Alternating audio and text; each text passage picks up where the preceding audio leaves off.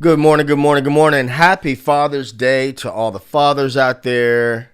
We're going to get into this. I had probably the worst gig of easily the last 5 years last night. And I want to talk about it. And it was bad. It was bad because of the drummer. Sure, he'll catch wind of this. That's okay. Because obviously no one has ever said this. And as a man now in his 50s, I'm really starting to get to. I don't think that I'm a smug person. I'm certainly not the best bass player on the planet. Shit, I ain't the best bass player. I might be the best bass player on my block.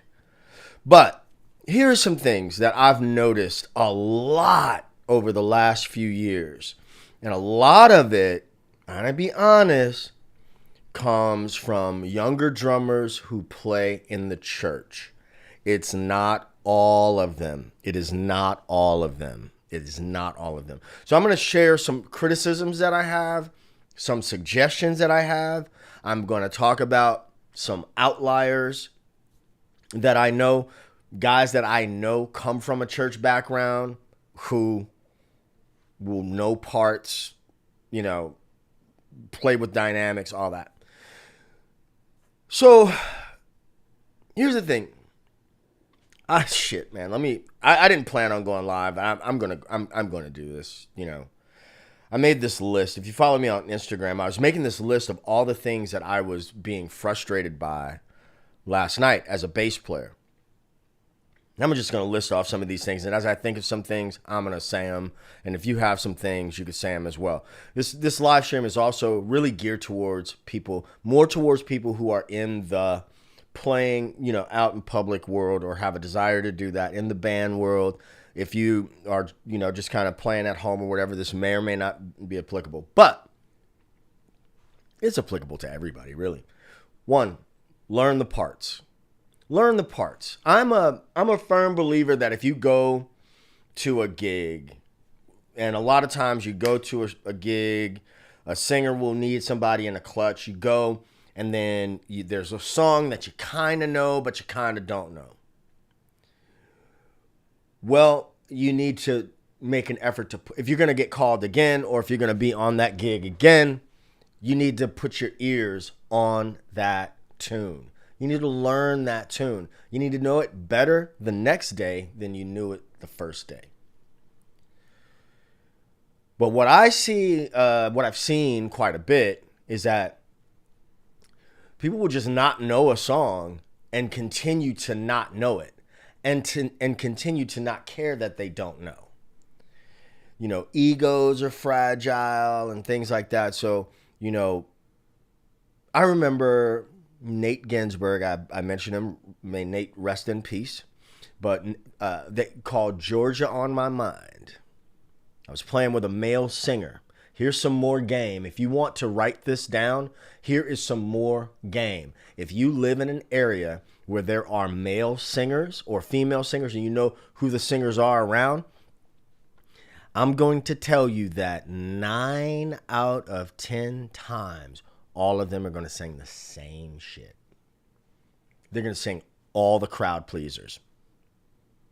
Dock of the Bay, September, Use Me, Superstition, all those songs. They're just, Well, in this particular area, this singer he was like a kind of crooner. May he also rest in peace. And I didn't know the song Georgia on My Mind. And Nate Ginsburg looked at me on the stage and he said, "Are you fucking kidding me?" And he used those words, "Are you fucking kidding me?" And immediately my ego was bruised. But I got upset. I didn't like it. But he said to me, "You have been doing this too long to not know that tune."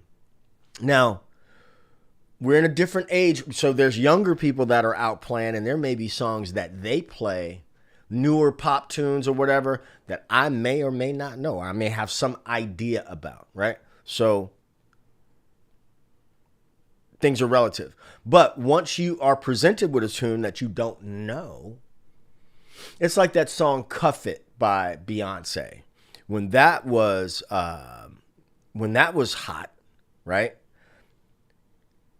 All the girls want to sing that. All the female singers want to sing that. So what, as a working bass player or working drummer, what would it behoove me to learn? Cuff It, right? Or there's a song that I don't like here in Louisiana, Callin' Baton Rouge. It got called at a wedding, and I hadn't taken it seriously enough. I got caught with my pants around my ankles. But I said the next time I played with this outfit, their gigs are usually down, in areas where they want to hear Callin' Baton Rouge. I'm not going to get caught like that not knowing that tune again. And it doesn't matter if I never play it. If I get called for that gig again, I got to know that tune. So learning parts is important for any player. You got to learn parts, man. There's a reason why these songs are hits, and there's a reason why that they get played over and over and over again. No, you do not need to, you need to understand what the line is. Whatever your part is on the record, whatever your part is for the song, you need to know what the part is, and you need to have an aptitude to be able to improvise on that. By improvising, I don't mean soloing. I mean going with the flow, interacting with the singer, interacting with the band, interacting with the rhythm section, vamping parts, things like that.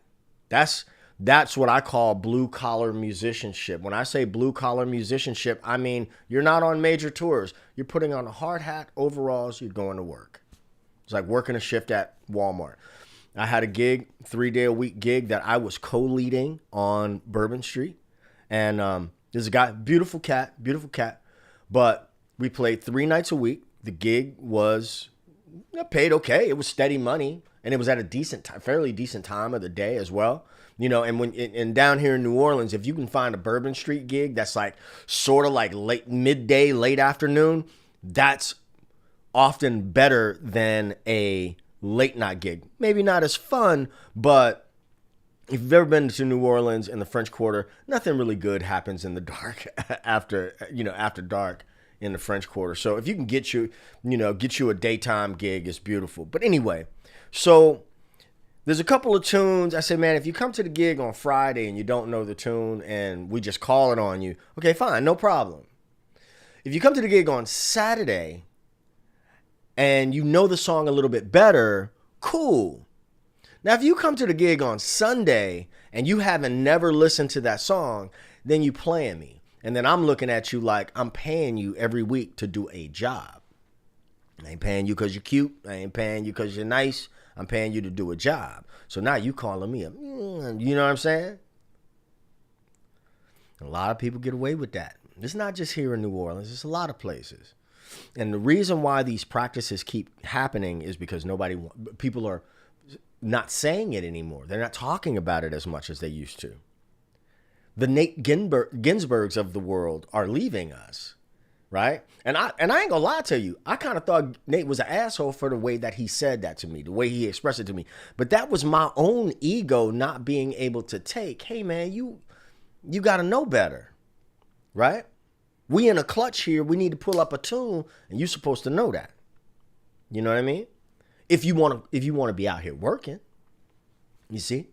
So the next time I saw him, and every time I saw him after that, if that song came up, I knew it. Now I haven't played it in years, so I would have to shed it again. But that's my point. Learn parts. If you learn the parts, then you can do other stuff. I see young keyboard players and young guitar players, young drummers. They try to, and this is going to be one of my points later down on the list. They want to church their way out of everything. Man, every environment is not the church house. The musicians that come out of church that are the ones that are working the most and that are the best of the best are the guys and girls who know how to turn that off, or they find a dimmer switch for that, right? There's a time and a place for everything. I want to skip to a point that's not on the list, but before I forget it, I want to say it because I didn't write it. This is what I wrote down on a break last night. Playing music is a conversation, right? And really, it's all of this is in here. You have to be listening. Now, if you have a band full of virtuosos, they are virtuosos,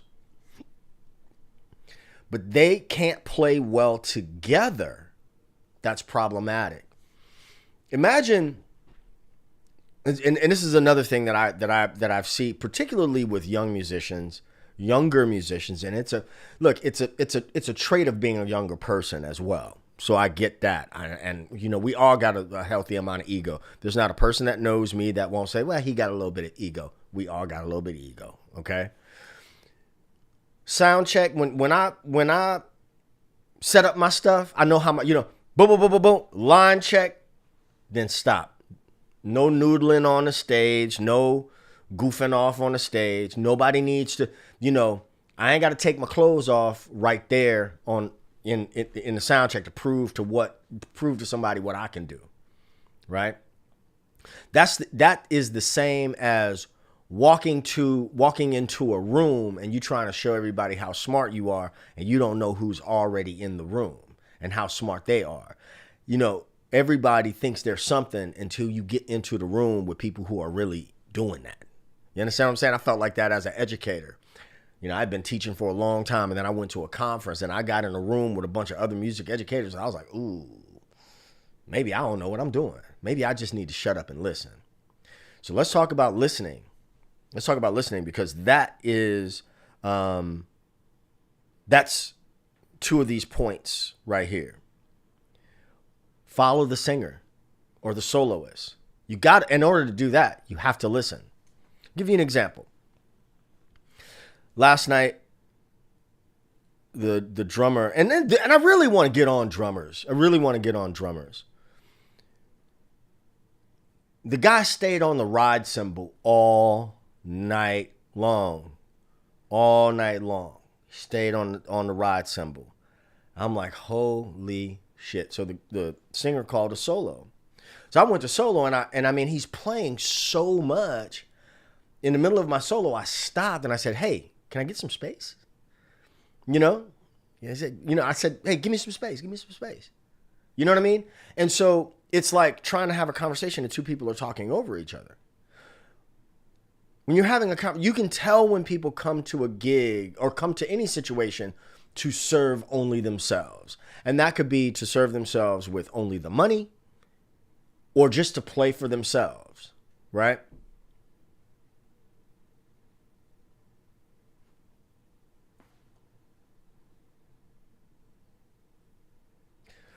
Be right back. Hold on a second.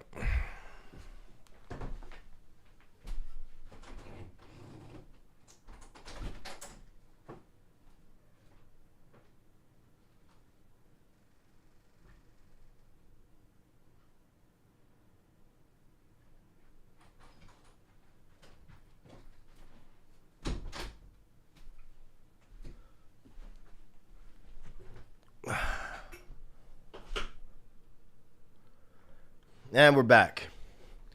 John Cook says earplugs. There's a time and a place. Let's talk about that. Let me continue this thought about when a person you have to play for the room.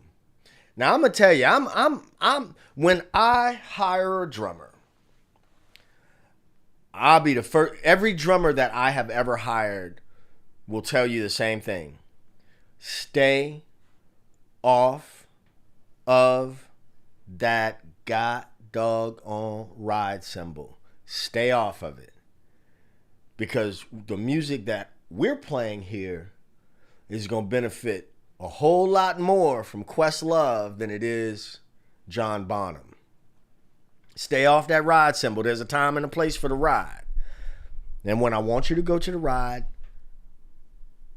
I'm not gonna be. I'm not gonna have. If I have to tell you, right, to go to the ride, then you don't understand.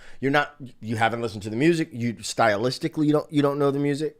You know what I mean? Things like that. So we have to know what is stylistically appropriate. And Ed Friedland has a great book. I'll reference that. Let me stay on track here. You have to be able to play what's stylistically appropriate. Maturity, musical maturity says I got to know when to not play. When I go into a group situation where I don't know the people, right? I don't know who's there. I'm going, especially when the night starts off, I'm going to be more conservative in my playing. So last night, it was a singer who I know, but I've never worked with. The drummer, I couldn't even tell you his name. The guitar player, couldn't tell you his name. But now, here's the thing. Now, it's a trio trying to back up a singer. The guitar player was also a same night sub. Let me repeat that. So I want you to really get the magnitude of that. The guitar player was a same night sub. So I have never played with him before. I just met him 15 minutes before the gig. The drummer I'd never met. So one of the first things the guitar player is like 21.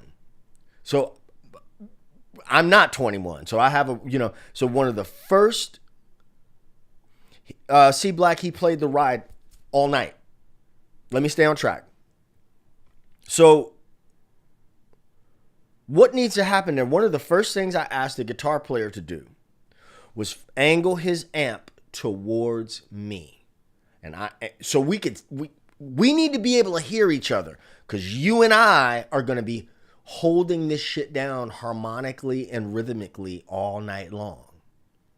Now, the drummer, it's his regular gig. So what I would kind of expect, I think it was a regular gig, but he's definitely worked with the singer before.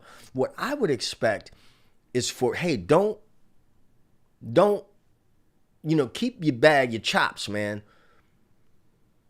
Since you've been here before, you need to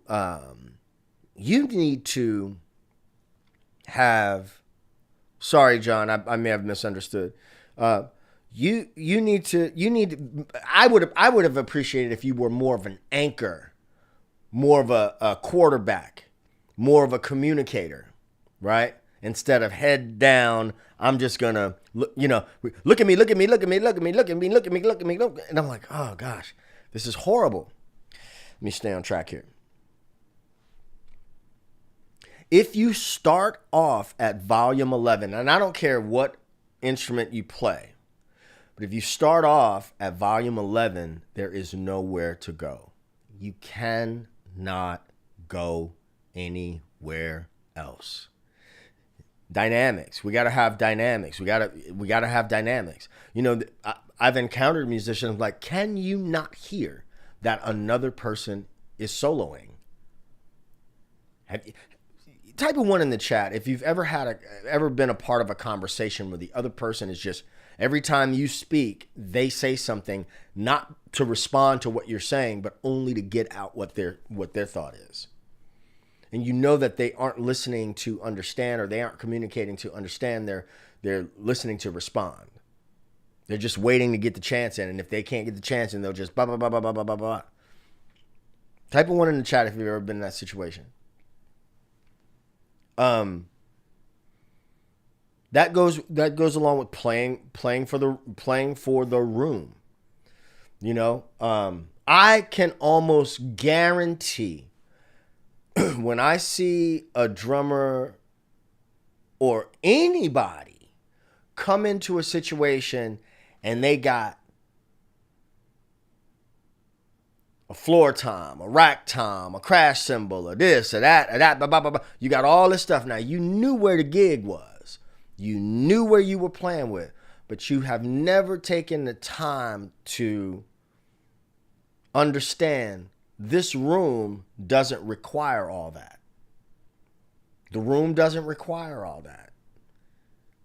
When you got I don't know about you guys, but when I find a situation where I'm playing and I'm like, I feel physically constricted by all the stuff, I'm like, you playing in a room that holds 150 people, but you have equipment that is more appropriate for a much, much larger venue.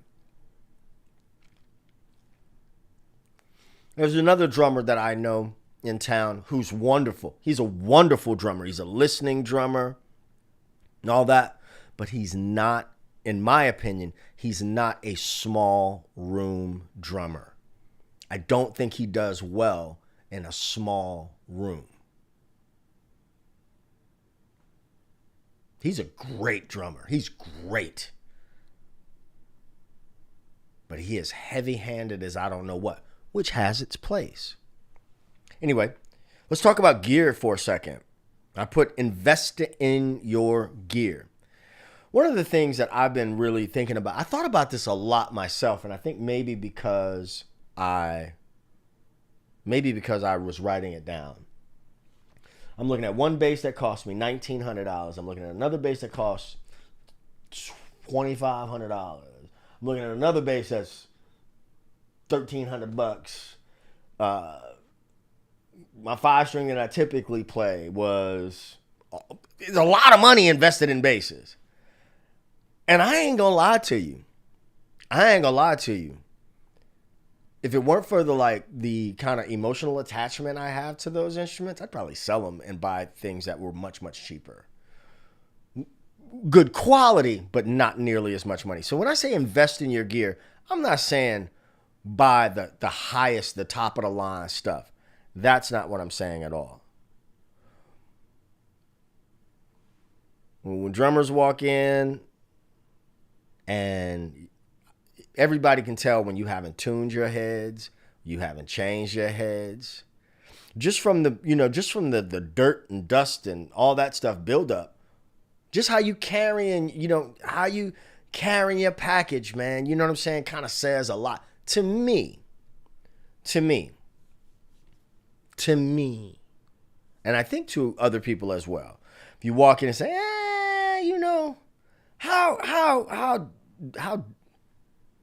how conscientious is this person going to be in this space? This is going to rub somebody the wrong way. That's okay. People judge books by their cover. We all judge books by their cover. People look at YouTube and judge a video by the thumbnail. If I walked out of my house and I wore what they call a shiesty, the young people call them shiesties, and I'd be tripping because I'm like, man, it's like 100 degrees outside. Why are you wearing that? If somebody treats you like a criminal, you can't really be mad at that because that's kind of the image that you're portraying, right? So, give you an example. Let me give you an example. I happen to be wearing these shoes right now. I've never taken my shoes off on a live stream before. I done stepped on. These are my kicking it around shoes, right? They're good shoes, though. They were really nice when they were new. They're by Built Basics. Anyway, they were really nice when they were brand new, but now they just kicking it shoes. And I'm not a flashy kind of a person. I'm not a flashy kind of a dresser, but I do not like cheap shoes. Anyway, but you see this white around here? I used to wear a pair of leather Jack Purcells. I could stop showing you my shoe now. Jack Purcells. They're like a Converse shoe. Leather, but with that white stripe around them. And Zigaboo said, he was very diplomatic about the way he said it. He said it in front of everybody, but he said, hey guys, on the gig, we are entertainers. Don't wear no boat shoes to my gig. He called those boat shoes because, when he was coming up, those would have been like the Vans and stuff like that. Now, there's a time and a place for that. There is a time and a place. It's like if you watch any of the bass forums when they're talking about wearing cargo shorts on stage. Man, who cares? There's a time and a place for everything. For everything. Me personally, I am not. I have my own style, my own get down. This is the shirt I wore to the gig last night. I typically wear black. I feel like you can never really go wrong with black. Blah, blah, blah, blah, blah. But when I get on stage, I don't want to look like I just rolled out of bed. And I'm not saying that anybody did last night. That's not what I'm saying. I'm not saying that anybody did last night.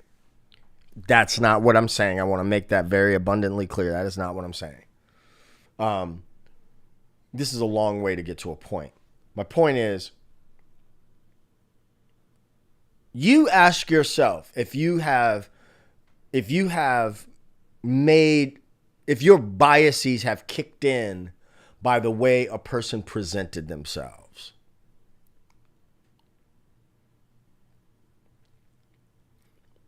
I don't know if I should say this. I'm going to say it.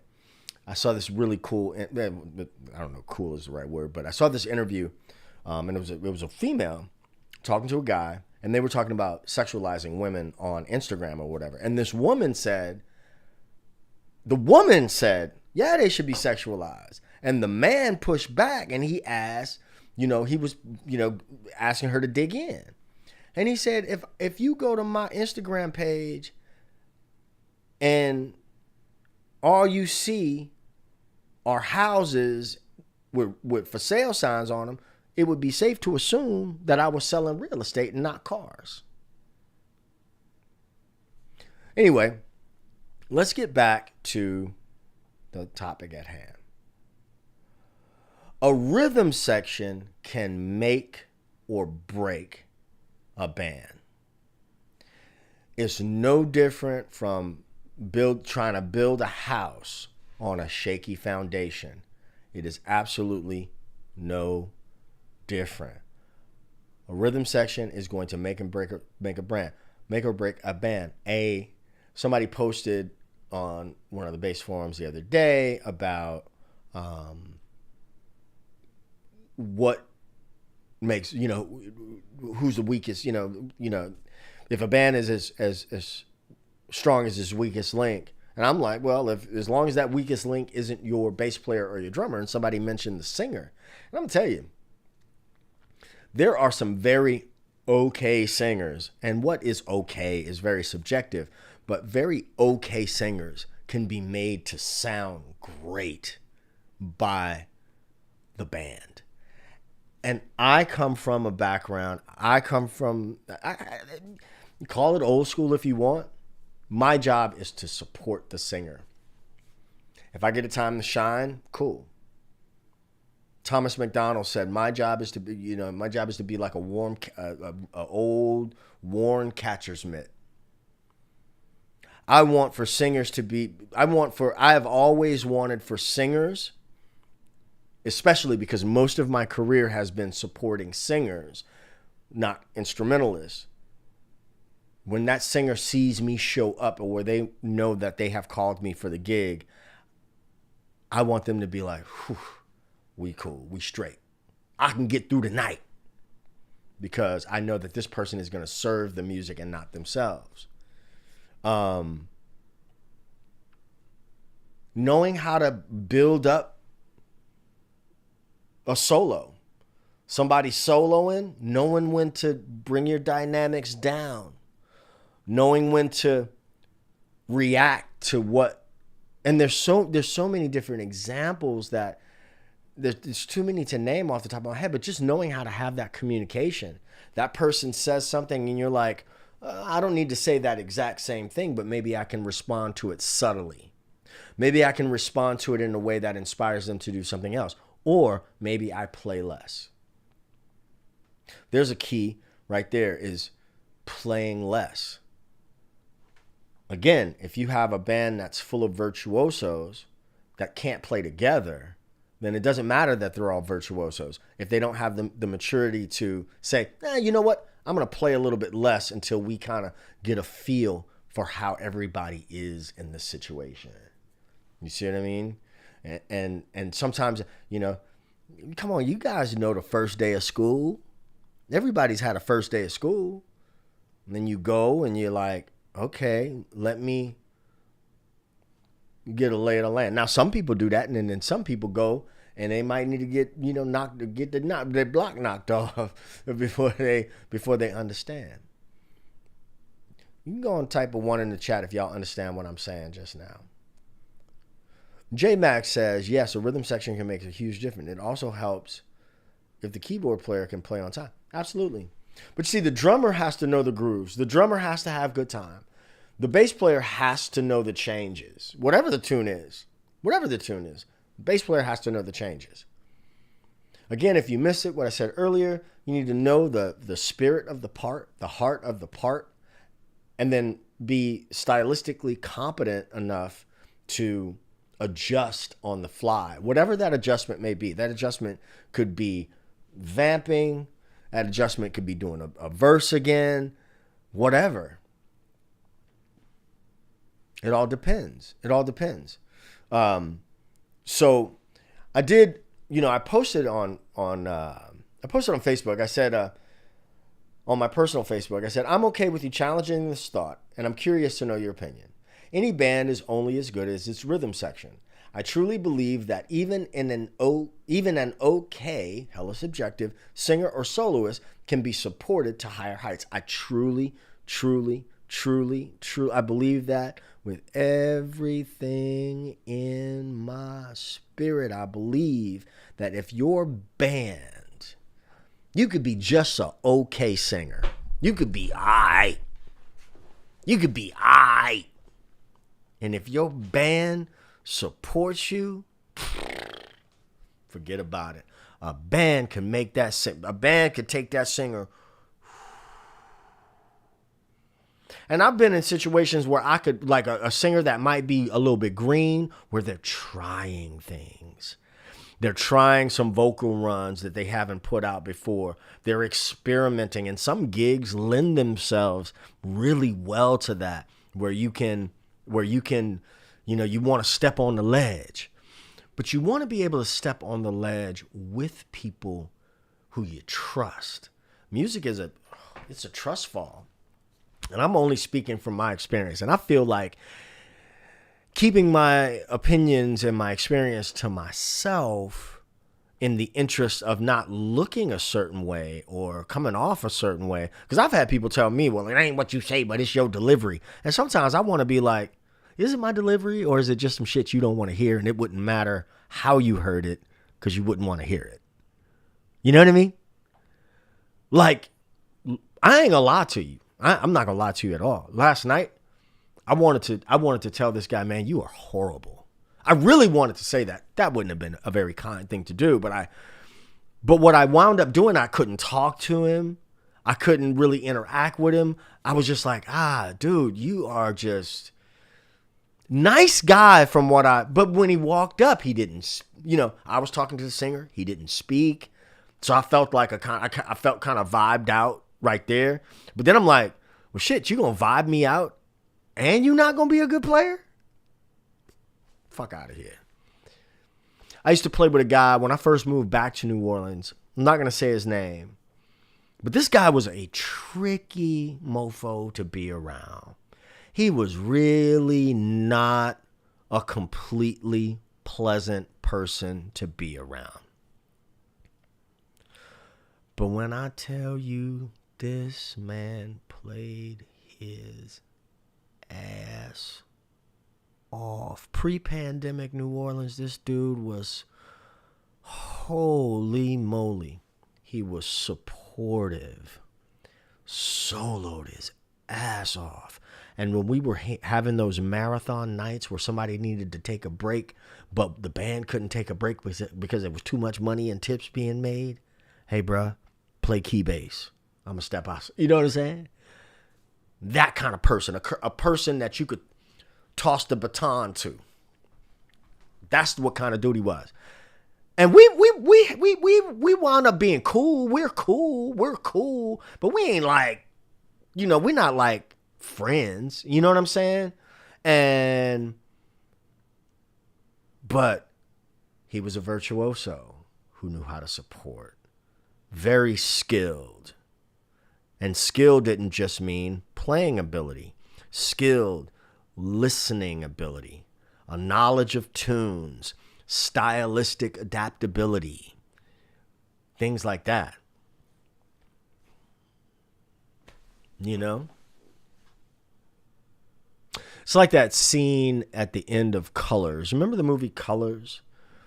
This is kind of the thing I find with younger musicians sometimes. The scene at the end of the movie when Sean Penn and Duvall, I can't remember his first name, Robert Duvall, are standing. He says there's a old bull and a young bull standing on a hill. The young bull says, "Let's run down there and one of them cows."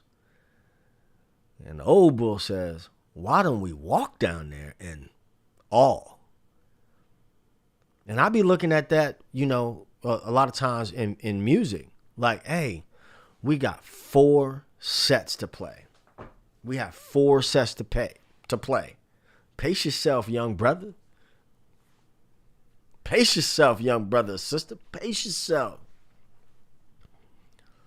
Now I'm gonna say something. I have never uttered these words to somebody. Well, I did one time, but it was somebody I kind of knew, and I don't want to offend anybody. But I looked at this person. I said, I know you don't. Your partner like that. Y'all can paint the picture for yourself how I really said it. All this starting and stopping and slowing down and speeding up and don't know where you're at and all the clackety, like one of those, remember those little wind-up monkeys? I didn't say anything that should offend anybody just now. It shouldn't offend you. All I'm talking about is musical maturity. That's all I'm talking about. Okay, let me get back to this. I totally get what you're saying. As a drummer and guitarist, rhythm sets the foundation. Yeah, it absolutely does. Let me get back to this post here. So I said a band full of virtuosos that can't play well together is as bad as a band full of beginners, in my opinion. Now, there are 23 people who liked or hearted this comment. And there are 7 comments. I would like to read one of the comments from a seasoned bass player. This is one of the OGs, and he knows what he's talking about. He says there's still a lot of alchemy that goes into playing like a band. True. And I have dear drummer friends with whom I don't share compatible approaches to where on the beat we naturally lean towards. So playing together, as rarely as we do, it takes a while to fall in. I hope he doesn't mind, but I would like to show you the comments because, it's on a public thing, and but I respect this, and I completely agree with this. It takes a while to fall in. Sometimes it takes a while to fall in. But bad drummers are assassins, and truthfully, as he steps into the minefield, many singers choose their bandmates based on things other than musicianship and professionalism. I will be 65 years old in a week somehow, and I'm done playing bad music with bad drummers. As a person who turns 55 this year, I am also. I would rather stay home. I would rather make my money some kind of other way. I really, really, really would rather make my money some kind of other way. Because by the time I came home, I was mentally exhausted. I was physically exhausted. I was embarrassed because I knew that people had taken video. I'm like, shit, I don't know where that's going to be. And listen, I'm not a big deal. I'm a medium deal. I think I'm a medium deal.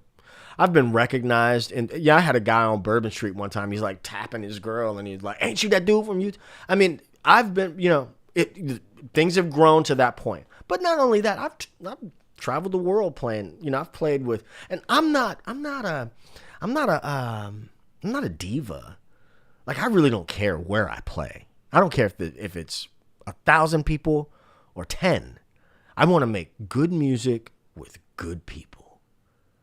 And when I say good music, I mean that I want to play like, oh shit, this is what I do it for. If this was the last gig, if I were to like get in a car accident on the way home, I would be okay. I would go to heaven okay. Blah, blah, blah, blah, blah. But if last night was the last gig I ever played in my life, I would really be at the pearly gates or somewhere else asking for a do-over. Just let me go back and play one more gig. You understand what I'm saying? So let's look at another comment. Absolutely true. I like to think of it as a house. If the foundation is built on weak ground, it will crack. And you could have a mansion, but it will crumble. Yes, it says this in the Bible, but it's gospel in a band too. And the foundation starts with us. Sounds like you had yourself a case of bad drummeritis. My condolences. I was recently in the same boat on a 4-hour gig with a 15-minute break that wasn't even a relaxing one. It feels like an eternity when you're trying to do damage control on every song. Oh my God, it is like pulling a bag of bricks uphill. Joshua Johnson used to play bass with, play drums with Tank and the Bangers. Ed Friedland, you all know Ed Friedland, the bass whisperer. I tend to agree. A great guitar player won't make up for a shitty group. Totally agree. Kevin Carnes is a drummer as well. So listen, don't shoot the messenger. Don't shoot the messenger. A band is only as good as its rhythm section. The end. And if, let's say that rhythm section is just a bass player and a guitar player, and there's a singer, what do you do then? I've been in that situation several times. What is my first job? My first job is rhythm and harmony. As a bass player, I'm the link between the rhythm and the harmony. So if there is no drummer, I have to play with good time. I've said it time and time again. You have to have a good time awareness, a good feel awareness, And when I say I have uttered the words and it sounds arrogant, but understand it will sound less arrogant as you understand what I mean. I have impeccable time. It's impeccable. What do I mean by impeccable? It means that it doesn't mean that I never speed up or slow down. That's not what it means. Not what it means at all. It means that I'm aware of when I'm speeding up and slowing down, and I can adjust that accordingly. It means that I am well aware when the band I'm well aware when me and the drummer are not in cahoots. And we got to be in cahoots. Bass player and drummers got to be in cahoots. They got to be in harmony. They got to work together. It is essential. There are no ifs, ands, or buts about it. We were playing... God,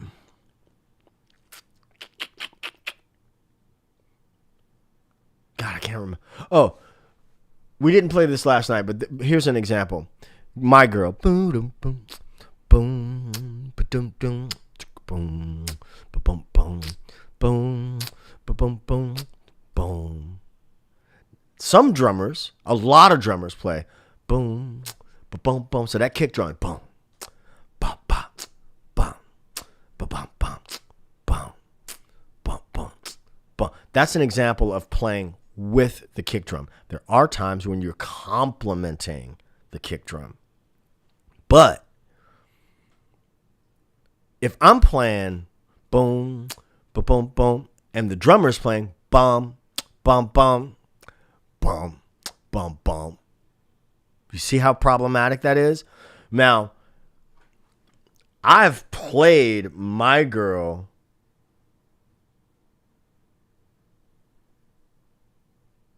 oh my gosh. My goddaughter just sent me this. She just got it. You know what that is. She's got her hands on. I love him. I love any time I have influenced somebody to get into Prince. It's like my job is like I'm like, I could die a happy man. Anyway, so I have not listened to, oh, wait a minute. What else did she get?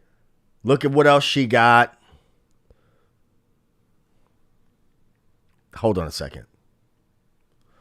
Oh, Macy, we have got to talk.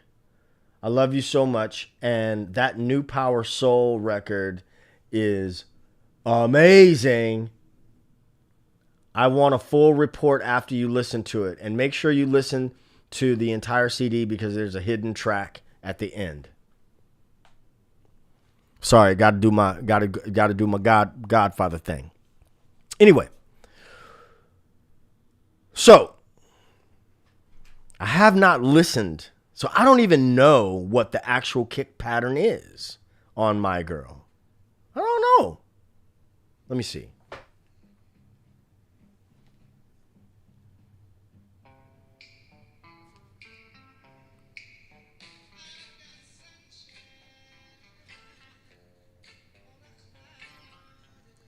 It's just boom, boom, boom, boom, boom, boom, boom. It's so straight up and down. That's how it is on the record. But now, okay, so let's say, and this has happened before, I go into a situation and I'm used to playing it boom, boom, boom, boom, boom, boom. But the drummer, I may not know the drummer, and the drummer's used to playing bum, bum, bum, bum, ba, ba, right? They're used to that. Let's say they're used to that. And then we start immediately. We're supposed to be able to whoa! Write it down, somebody. When the song starts, as soon as the groove kicks in, boom, boom, boom, boom, boom, boom, boom, boom, boom. That's law. That is the line. If you play anything else, you're not playing My Girl. That's law. But when we get into the groove and I play boom, boom, boom, and the drummer plays boom, boom, boom, we have to, in a instant, as fast as possible, we need to either listen, we either need to look at each other with our ears or listen with our eyes and decide by putting our egos aside so that we choose on one of those rhythms. And for me, the pay is still the same no matter which one of those rhythms we play, as long as we play the same shit together. Please type a 1 in the chat if you understand what I said just now.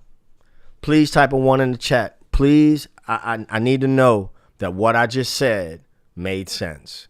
I really need to know. Please type a 1 in the chat if what I just said made sense. And that My Girl is just one example, but it truly, truly does not matter. It doesn't matter. And JT Max says, as a drummer, I would adjust to the bass player or we'd come to some kind of consensus. Listen, I don't care how we come to the consensus, as long as we come to one, as long as we get to one. You know what I mean? But there's something, now I'm going to speak to what JT Max says. There are some things that are just kind of like, hey, look, this is how the groove goes. This is what I'm going to play. And I'm going to stay in this motherfucker until you come. That didn't come out right. I'm going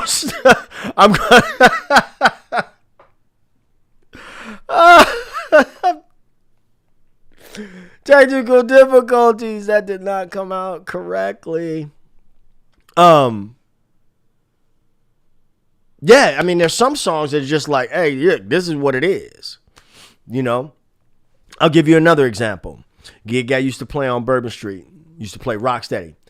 Boom, boom, boom, boom, boom, boom, ba-dum, boom, boom, boom, boom, boom, boom, ba-dum. But the drummer, who also sang it, always wanted to play it to where it was like boom, boom, boom.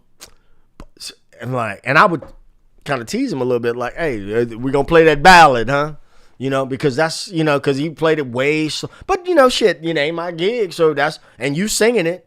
So to what JT Maxx said, here's another thing. When I step into a situation, I always defer to the singer or the soloist. Because that's who I'm there supporting. Who's ever doing the leading, right? Unless there is a designated musical director, I'm following the singer. This is one of those things. This is something I think really comes out of the church. People will go to the keyboard player thinking the keyboard player will somehow become like the de facto person in charge. Sometimes the guitar player will do this. You know what I mean? But what you can have it if you can have whatever you like.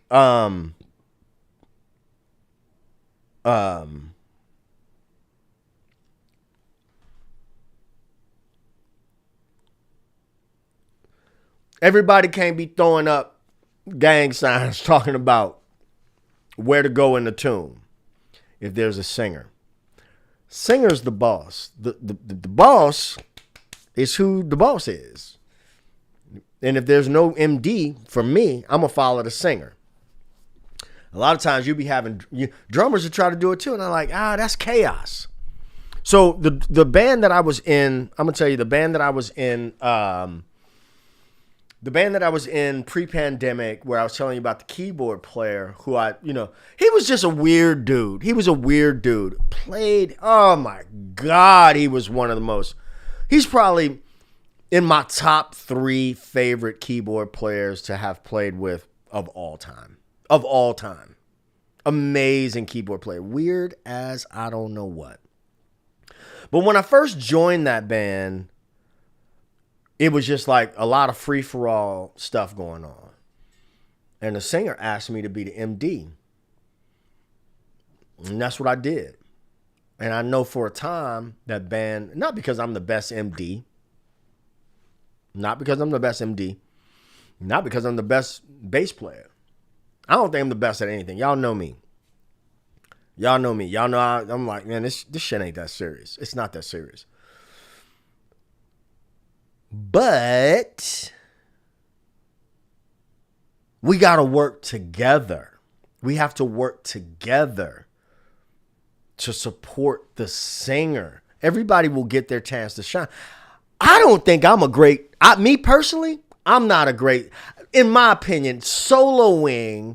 I can solo, but it's not the thing that I feel most comfortable doing. It's not the lane that I kind of came up playing bass in or whatever. And a lot of times I will respectfully bow out of a solo. But there's some cats that I play with who know me. Like my boy Gentleman Sharp. He knows me. He knows me as a person. He knows me as a player. He knows me as a friend. So when I have a thing to solo, he's heard probably about everything in my bag, but he supports my solo in a way that I feel like I sound good. can I get an amen? Can somebody type a one in the chat? Think about another area of your life where you have you have kind of propped somebody up. You know what their little shortcomings are, or you know what their insecurities are, or whatever. But you step in and you fill in the gap for them as a partner, or a friend, or a bandmate, or whatever. You step in and you kind of lift them up so that not to let them be comfortable, not in a way that says, oh, it's okay to stay stagnant, but in a way that's like, hey, look, I'm not gonna make you look bad in front of the audience. And I'm going to do everything I can to back your play so that you come out in the best light. That's what I'm here for.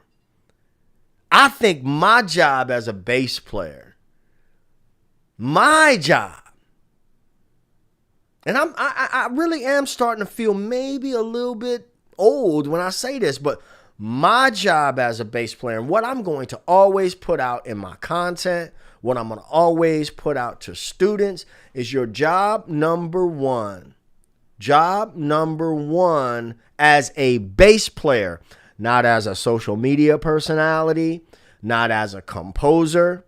Your job as a bass player on a gig, let's not even call it a gig.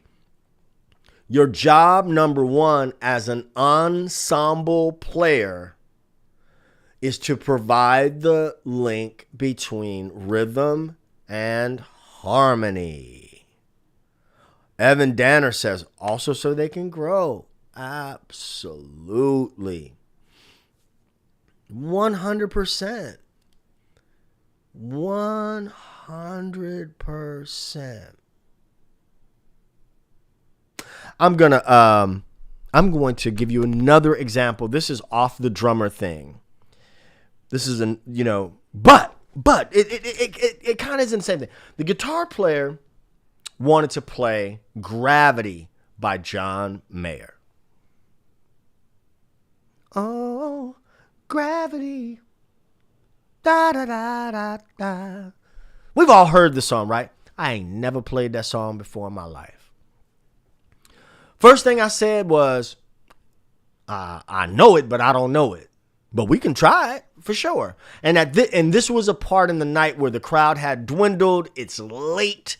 So I felt like, yeah, this is an appropriate time to play that song.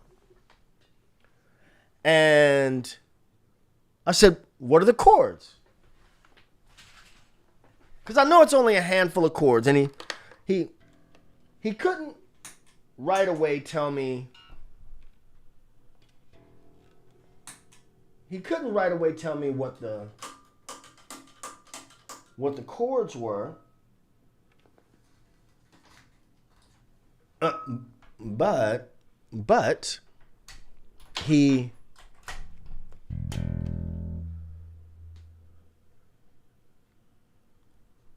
gave me enough of the information to where I was like, okay, I can get that.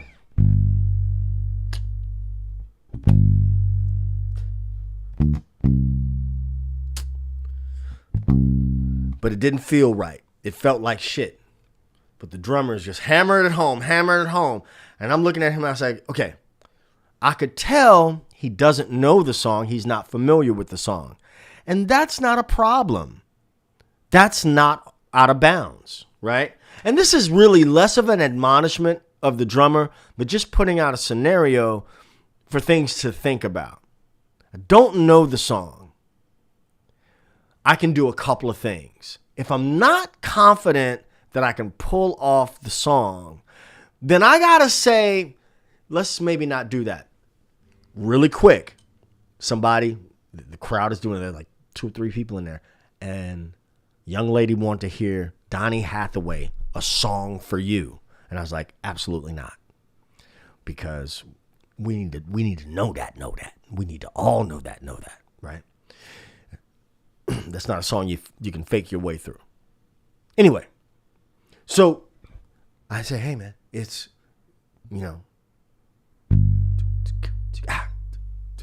It's triple meter.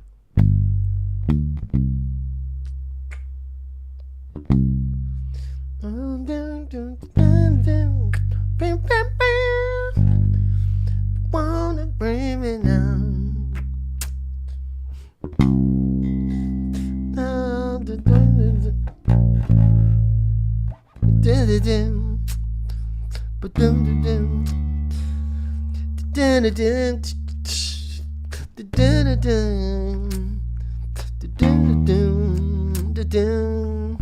So I'm guessing, but I'm like, all I know is, sorry, I'm just hammering that in there. It probably sounds like shit, but I know enough of it. I don't know none of the words or nothing, but I know it enough. I've heard it enough to be able to. And so as we settle in,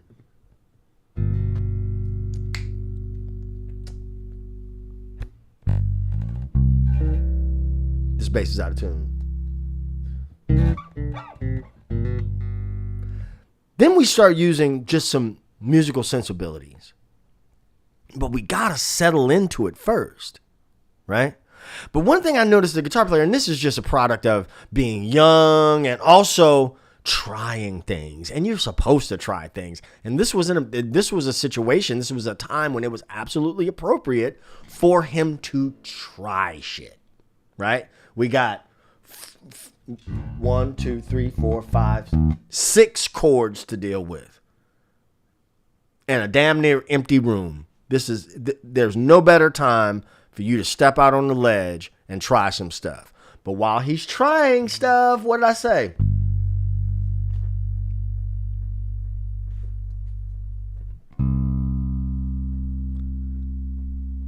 I got to let him feel comfortable.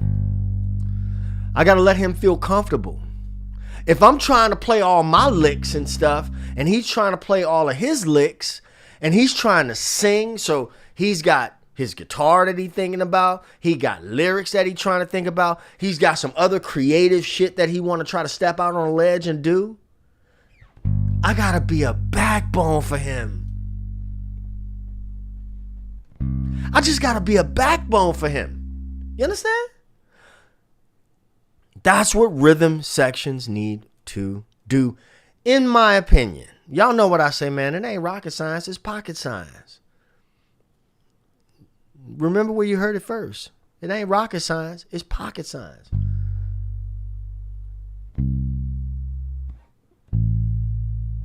Now, what I'm going to do today, at some point today, you know what I'm going to do?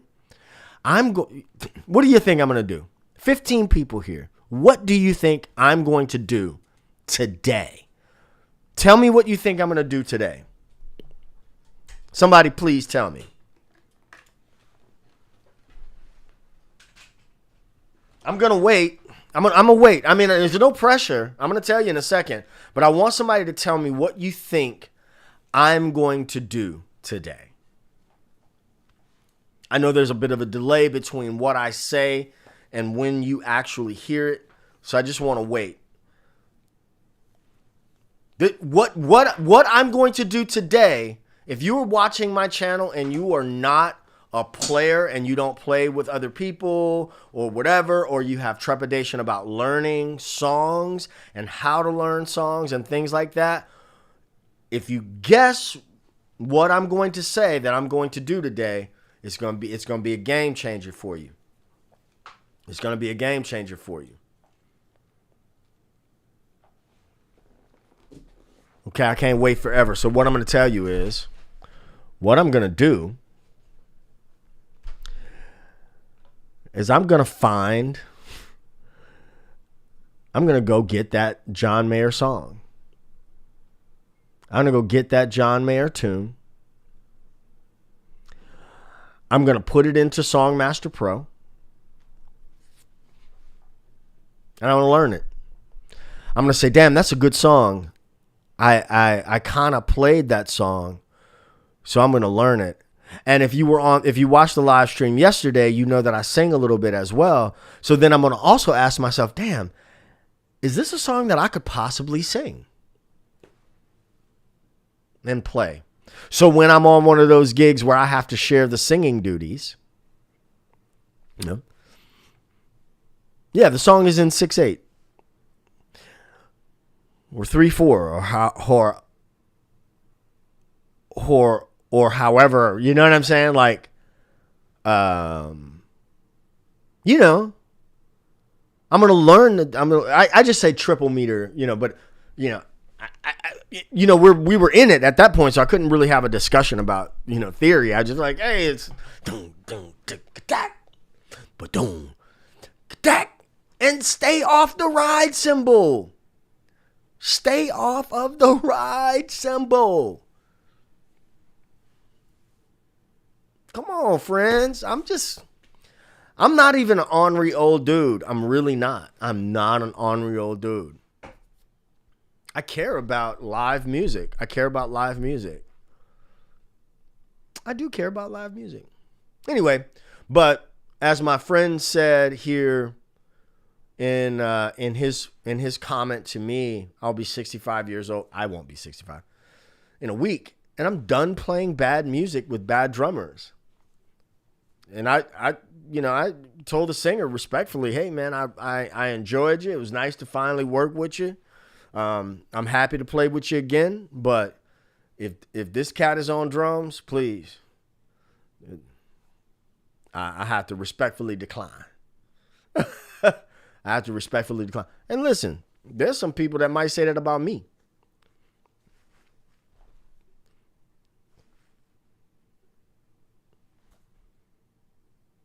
And while I'm on that, I'm a person with a low tolerance for BS. Low tolerance for BS. That's just my nature. I like to have fun. Y'all see me here on YouTube all the time. I like to joke around and play around and stuff. But low tolerance for BS. I think a little bit of prep goes a long way. And so when you find yourself in those situations where you have to wing it, you have enough experience under your belt to be able to do those things. Right? It comes over time for sure. But to wrap this up, a rhythm section is going to make or break a band.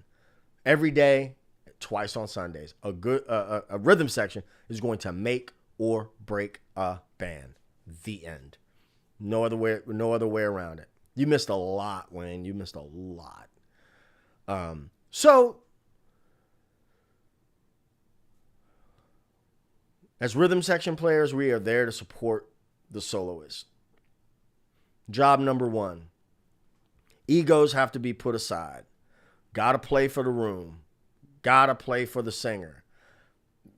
You have to know the spirit of the parts, the heart of the parts, but you have to be stylistically competent, technically competent enough to adjust on the fly.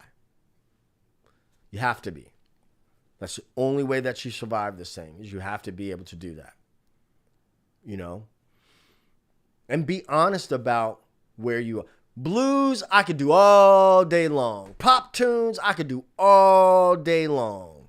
Funk, R&B, I do all day long. Jazz, I can do from about 8 to 12. And when I say jazz, I'm talking about like straight ahead stuff. Because that's a genre of music, not a pedagogy thing. That's a genre of music that people who are really like jazz players, they are dyed in the wool jazz players, and that's what they do. That's what they do. So they know all the tunes, and they ain't got to pull up no charts for nothing. All that. I can be honest with myself and honest with everybody else and say that's just not where I live. I didn't say that I couldn't play jazz. I could use heavy metal as that example. Ain't nobody gonna call me to play anything metal. They're not gonna call me for that because that's not my bag. I don't know nothing about that. Oh, what's up, Tiny? I appreciate y'all saying Happy Father's Day, but you know I ain't got no kids. I had no cherry, but I appreciate it though. Speaking of fathers, I need to call my own. Appreciate you hanging in there with me, watching. I hope that what I have said. Yeah, let me say Happy Father's Day to all you fathers. Wayne, Happy Father's Day. Tiny, Happy Father's Day. Happy Father's Day, y'all. I neglected. Did I say that in the beginning?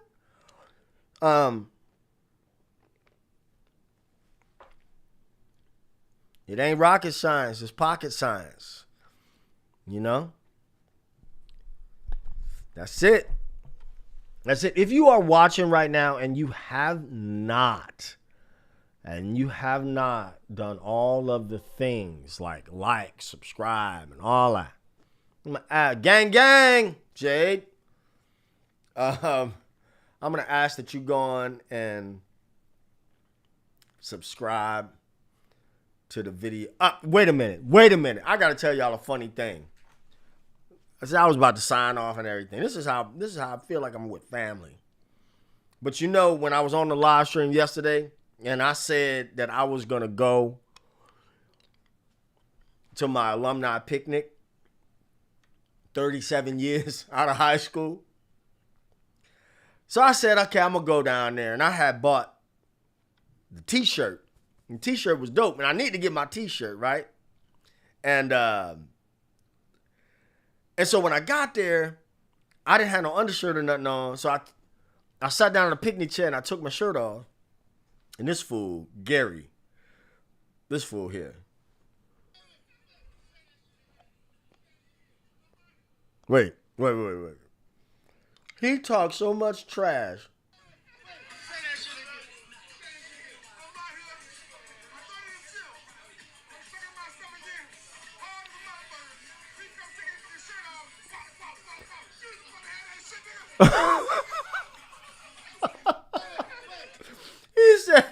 He said, when we have a pool party, you can't come to the pool party. My wife gonna be looking at me like, you went to high school with him?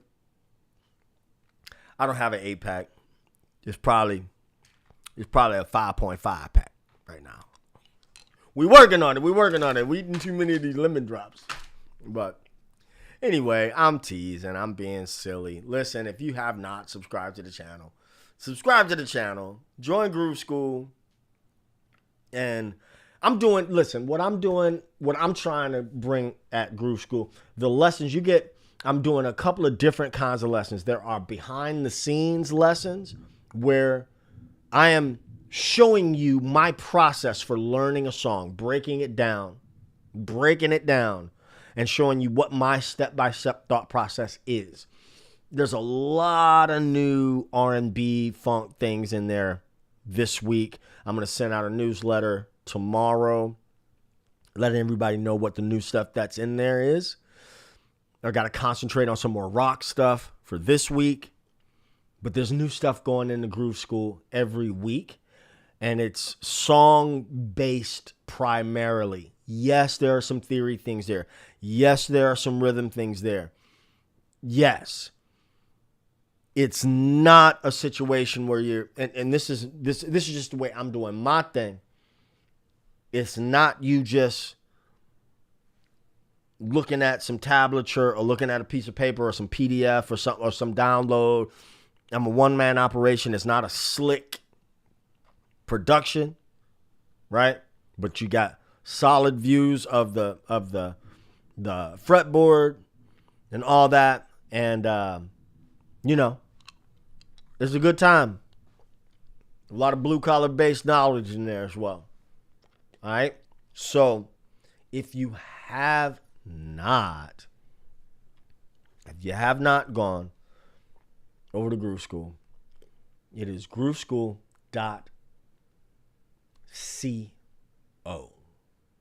grooveschool.co.